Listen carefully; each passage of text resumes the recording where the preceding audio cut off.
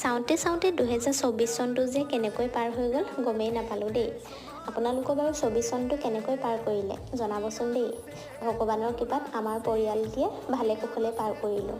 আৰু আহিবলগীয়া 25 চনটো যাতে আপোনালোকৰ সকলোৰে ভালে ভালে পাৰ হয় তাৰেই কামনা কৰিলোঁ।